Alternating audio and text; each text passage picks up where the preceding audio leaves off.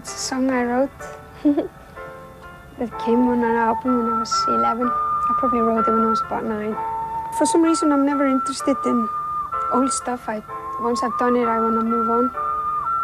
Also, I just hear the mistakes, so it's not very uplifting. This is a fly.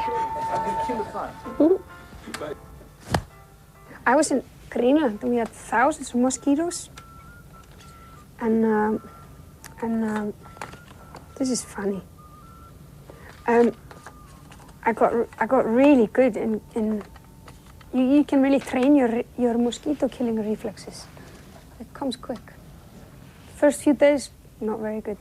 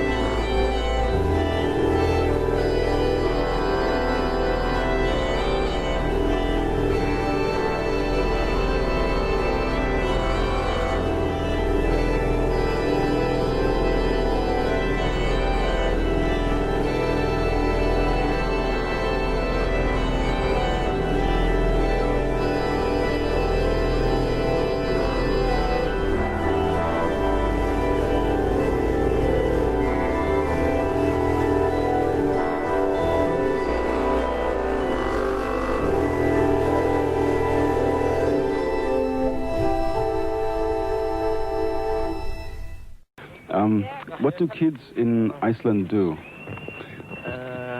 They eat, drink, sleep, shit, fuck.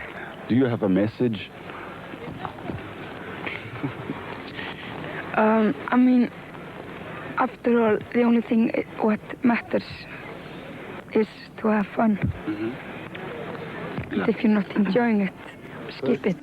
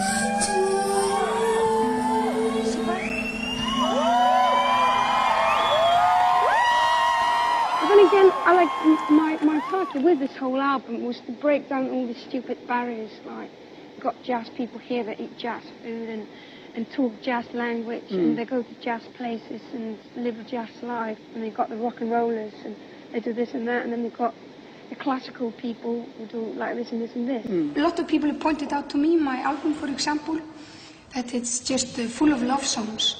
and I go like, what? And then I go back to listen to it, to try to understand what they mean.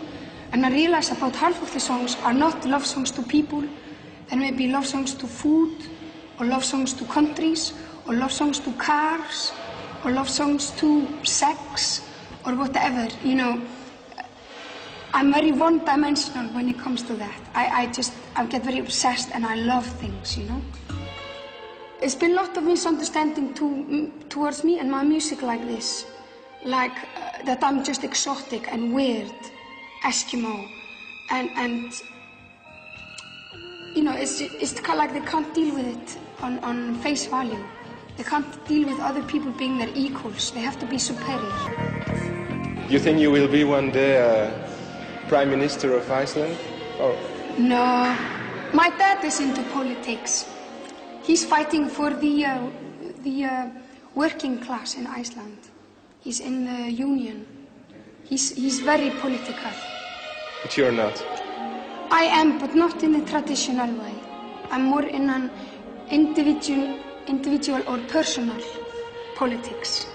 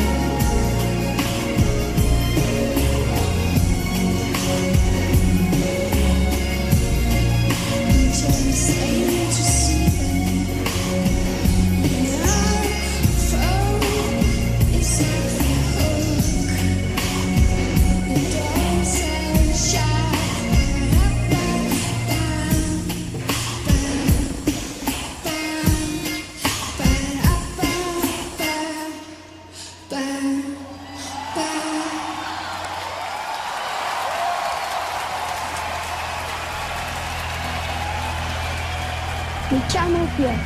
I think my role is just to write pop music, and which is kind of like for everyone to enjoy.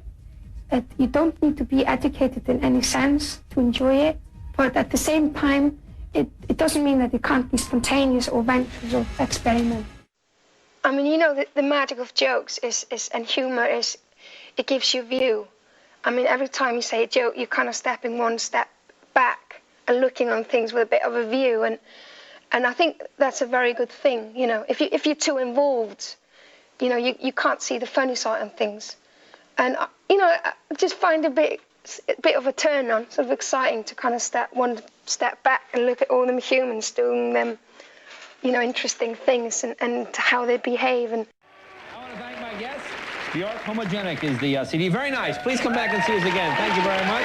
I wake up in the mornings, I eat breakfast, and I take my vitamins, and then I go out and hunt for experience. And if I'm lucky, I get a song.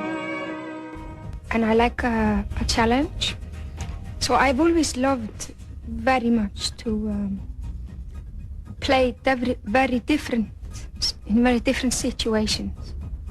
Like playing the sun for 50,000 people, and the next day do a concert with just me and harpsichord for people in a bar. I love doing concerts. That's one of my favorite things, you know. I'm not really a singer, you know, a songwriter. I am, but at the end of the day, I look at myself as a scientist, as a music scientist. Have you always been attracted to the craftsmanship of the track, the actual production and how a sound is, and going out and saying, well, I want to reproduce that echo or that piece of the way the wind just blew? It's something that you bring to your work. Yeah, I guess I always thought I would rather be more like that sort of a person when I was a kid, and it sort of was a bit of an accident that I became a singer almost. And I remember me and my girlfriend when we were 14 climbing into my grandfather's bedroom and recorded him while he was asleep because he was a really loud snorer, and then using that as a beat for a track, because obviously snoring is very rhythmic, you know. And we had another track where I brought a popcorn machine on stage, and we mic'd it up, and then I played the drums with the popcorn. So I guess that sort of stuff has always been kind of very interesting to me, and kind of where my head is at. Then singing is kind of like more, I don't think so much about it. It's more sort of my effortless, natural side. But kind of making all those noises and collecting all that stuff, that's kind of more sort of, I spend more time doing that. It's more my adventurous side of things. You are gonna have to find out what you're saying. You are gonna have to find out what you're saying. You are gonna have to find out what you're saying.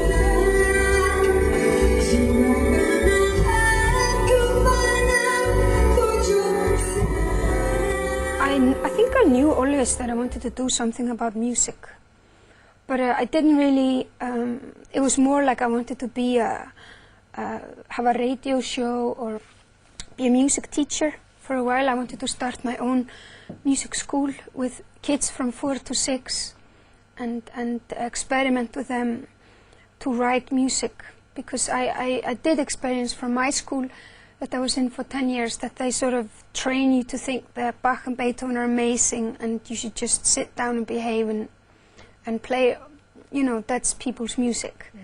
But they don't really encourage in you that you can actually, you have it all inside you. You don't have to imitate foreigners. So when did you discover that you could do your own thing? I'm not sure. I think I was a bit, I think my music school was probably the school where I was slightly probably difficult. So I would go to musicology classes from the age of 6, and I would sort of not agree with the teacher's methods and stand up and want to get the kids together on instruments and write songs, and the teacher was not very fond of it.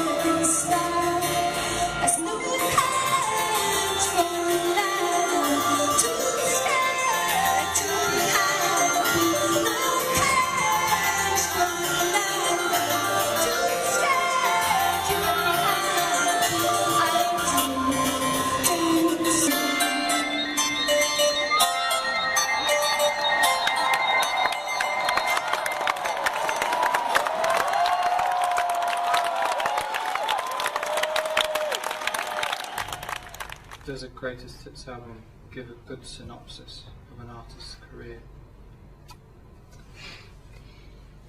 I think, like with everything, there's a lot of bad greatest hits album and there's a lot of good ones. And just like with everything, the percentage is sort of, this 10% of them are good and 90% of them are rubbish. It's the musical fascist in me speaking there. But I still think it's worth the risk to try. And there's some greatest hits album that I've loved with music that I'm not maybe not so familiar with. Like for example, I was like 25 when I found out that Marvin Gaye existed. I didn't even know about anything about soul music before that. And I would buy like some sort of a single collections or compilations of his albums, and I guess you gotta trust people too, because some of these Marvin Gaye collections were not so good, and there were other where you just play track number 3 and 9 or something, and the other ones were fantastic. There was like every song was excellent and the structure of them was excellent, and so I think it's possible. Yeah, I mean, it's a tricky decision when you do a single, like why you should do it, and I guess I've usually been sort of pretty excited by it, basically because both it gives you, in a way, it gives you space to put out B-sides, funnily enough, and a lot of the B-sides I've done so far have been maybe pretty experimental remixes that mates of mine have done. And a lot of the times that's been the first step towards us then later working together or something. So it's sort of a field where you can experiment, and it's okay if it isn't amazing. You know, it's not the same commitment as when you put something on an album, you know? In a way, doing this greatest hits album is you kind of empty your attic or something, and you've got a clean slate. There would be 4 little baby CDs with the clumsy little songs I've done since I was a teenager, sort of how I got there.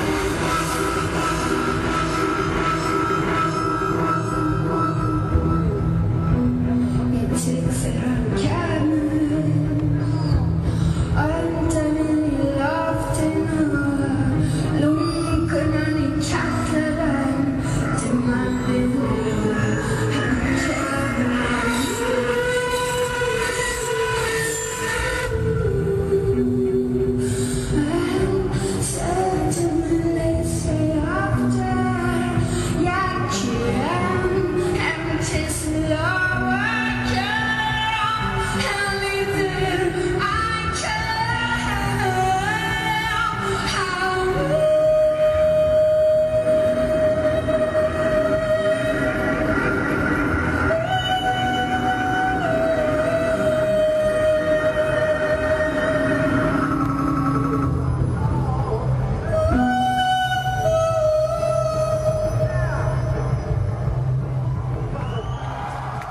get bored quickly? Are you an artist who, once you've done something, it's done, move on, leave it? Yeah, very much so. I guess that's why my tours are never that long, you know. I kind of never make it to the most, like South America, for example. Because by the time I'm supposed to go there, I'm like, okay, that's it, I'm going to the studio. But yeah, for sure. That's also why last year was kind of unusual for me to kind of sit and listen to my old stuff for a year. I was kind of like, okay, you know, it was very, I got very impatient. But image is also something that is important to you or central to you if you're on stage or you make a public appearance in some way. It's come now to be expected, what's Björk going to wear? And you seem to have a talent for discovering these very creative, very almost eccentric designers. Tell us a little bit about that. Yeah, I guess it was never planned. But I kind of guess that it sort of became a shortcut to my songs or something. That if I'm going to explain a certain character of a certain song, I need red or something. It sort of became like a tool back to my songs. And then I guess because I've been doing this for a while, it's not only like I'm going out for a search for those designers. A lot of them actually come to me now.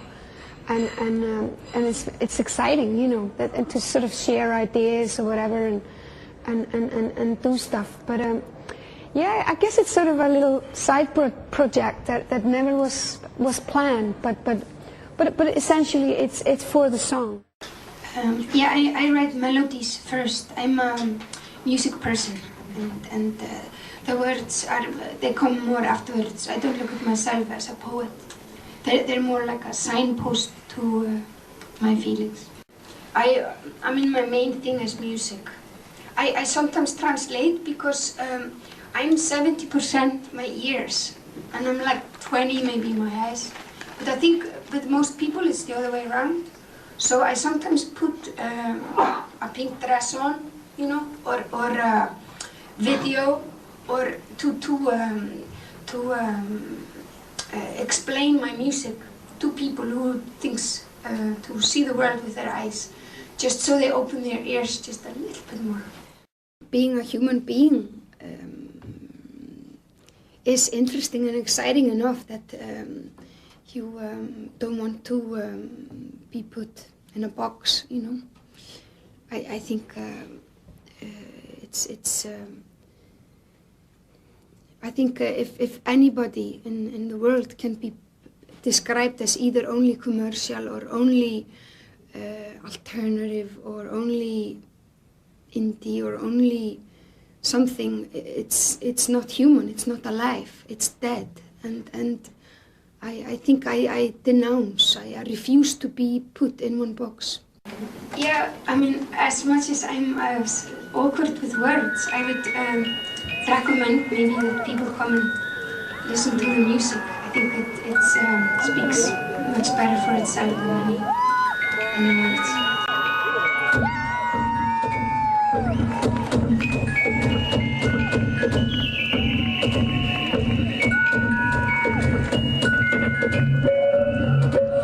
It's soft in the middle, with a shadow around it. It's cold life.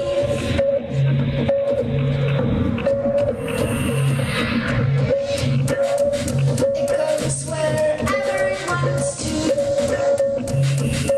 Don't try to predict it. Then you'd offend it. It meant to surprise.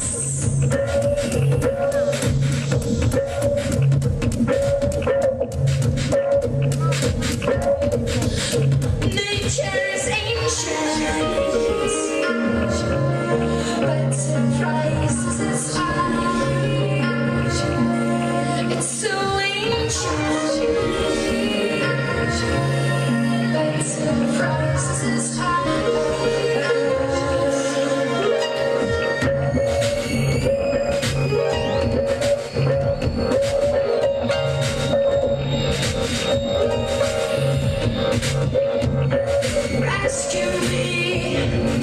from life of happiness. We are necessary luxury of being calm. Nature is ancient.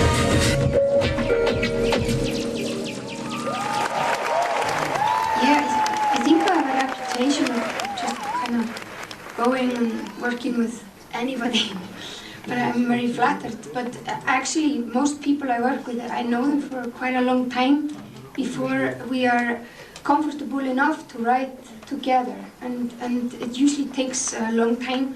Like, for example, Mark Bell, which I wrote some stuff on Homogenic with in '96. I met him in '90, so it was 6 years until.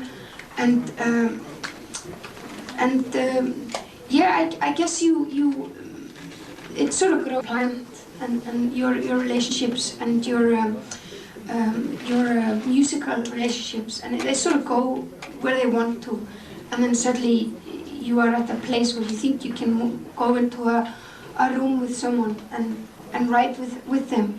You sort of both feel the same thing and you go for it, you know. But it's always sort of has a dangerous feeling about it too. But that, of course, the most appealing thing is how exciting it is. But it's something you cannot control. It sort of goes where it wants to. You know?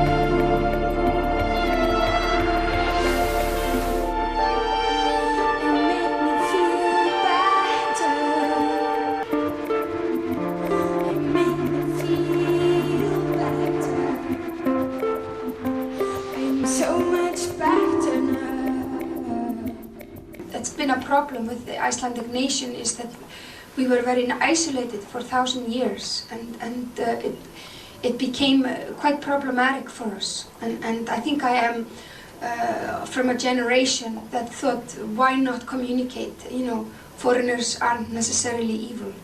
You know, there's few of them are actually okay. You know. But I don't know, especially last few years, it's getting quite complicated. This whole nationalism seems to be vulgar, you know, and it's getting more and more problematic. So I guess, at least right now, at this moment, I would avoid patriotic statements. I think seems to cause people a lot of trouble, you know. The most consistently inventive, exciting music of the past decade has been made by Björk. Her tunes are rooted in the past, yet advance the entire genre of pop music. They shimmer with sweetness and innocence, and they scare the hell out of you. They're melodically lovely and violently happy. Each time she releases a new CD, it evokes a reaction, so this is what music is going to sound like in a few years. Yet here it is.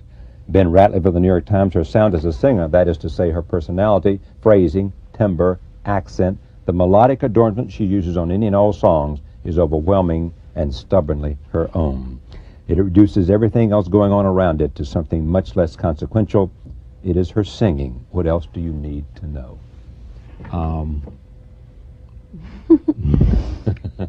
That's rather I go overwhelming. shy. Definitely go shy. You do go shy, don't you? Yeah. Because it's embarrassing to hear such praise. Because you love the music, and you've loved the music, and I mean, it is a definition of you in terms of. Yeah, I guess when you're as obsessed with music as I am, you kind of tend to kind of lock into the sort of roller coaster ride it is to just the next song, the next song, the next song, the next song, the next song. So you usually don't give yourself time to stop and look back. Maybe sort of a little fear that that it will confuse you or set you off the track or something. So when you hear things like that, it's sort of a point of view that you haven't even dared to even go there. I mean, not only that it's so flattering, but also just to see it from the outside, you know? Yeah. Yeah. I mean, do you think of yourself, I mean, do you look at you see yourself just inside the trees, but you don't see the forest at all much? I don't think it's my role. Yeah, to do that. No, I think sometimes when I do each album, I do interviews, and then I sort of get a little bit smitten by the seeing it from the outside, which is maybe a little bit healthy, because it's also bad to get too stuck in your own. But then I just want equally, like really quickly back to the tree, and because it stops you can't work with your with that sort of view. It makes it hard to be in a studio when you have to roll up your sleeves and actually do some proper work. Mm-hmm. It comes in the way, you know.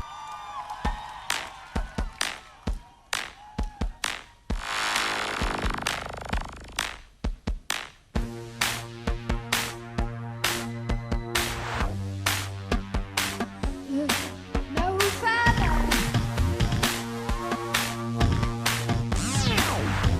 Look no further.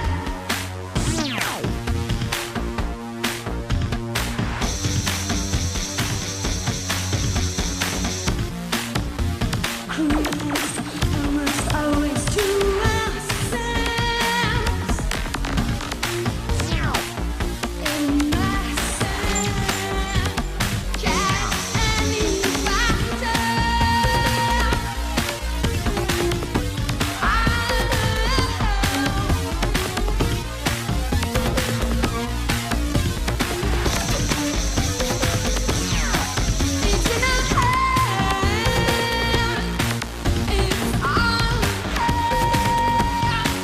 It's in our hand. It's all it's in our hands. In our hands. Father, no father. Look, no father. It's been a bit tricky.